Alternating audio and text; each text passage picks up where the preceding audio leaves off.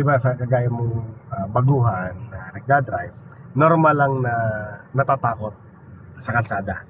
Kasi ang pakiramdam nyo lagi ay yung babangga lahat ng sakyan sa inyo. Para matanggal yon, una, mag-focus ka lang doon sa gagawin mo. Laging nasa unahan lang yung attention natin. Unahan lang, tapos itong tagiliran, ito kung lalapit sa'yo, yan, lalapit sa'yo. So, position lang. Nasa likuran, ibigay mo sa kanila yung problema. Na kagaya nga, di ba? Ikaw nasa likuran ka nito. So, ikaw ba, intention mo banggain yan? Di ba? Hindi. So, focus ka lang sa kanya. Kailangan, pag ramdam mo na lumalapit ka na sa kanya, malayo pa, ramdam mo na palapit ka na, magbagal ka na. Ganon din ang ginagawa nasa likuran. So, ibig ko sabihin, dapat ang attention natin nasa unahan lang.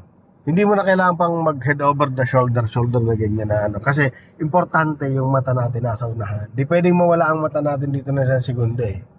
Kasi, dito sa Pilipinas, maraming sakyan. Maraming kamote dito. Yung mga motor bigla na tawid, bigla na ano. So ngayon, kung ang attention mo na wala dito, okay, napunta sa dulo. Paglingon muli yan sa unahan, pwedeng bumangga ka na kagad. Yung linya rin, reference mo rin dyan yung guhit. Kailangan nasa loob ka lang ng dalawang guhit. Tinatawag na lane, no? Yung guhit di pwedeng masagasaan natin. Kasi pag nasagasaan natin yung kaliwang guhit, sigurado yung sisikip na yung kabila. Magkakasabitan kayo. Ganun din sa kanan, no? Basta isipin mo, yung isang lane, isa lang pwede dyan. Na, kaya diba, dadalawang lane to. Kaya nag-aagaw-agawan, kaya traffic. Kasi dadalawang lane na. Pero biruin mo kung lalagyan dito ng, sabihin, kung 20 lanes ito, hindi ito mag-aagaw-agawan. O dahil sa dadalawa nga lang lane na pumunta, nag-aagaw-agawan. So kaya yung attention mo, dito lang. Baka kasi may pumasok doon sa lane na gusto mong puntahan. Okay? So kaya nga, halimbawa, gusto mo mag-change ang lane, pupunta ka sa kabila, ay syempre magsisignal ka, papaalam ka muna. At titingin ka muna kung gaano siya kalayo, gaano siya kabilis. Na, ha? So, ibig sabihin na focus ka lang dyan, hindi mo kailangan matakot. Enjoy mo pagdadrive, hindi nakakatakot. Nakakatakot lang naman sa isang driver yung nagpapabilis pero hindi kayang pigilan yung sakyan.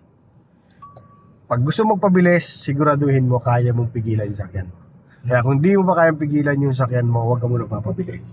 Kung enough na sa'yo yung 20 to 40, diyan ka muna base, 20 to 40, magandang takbuhan yan.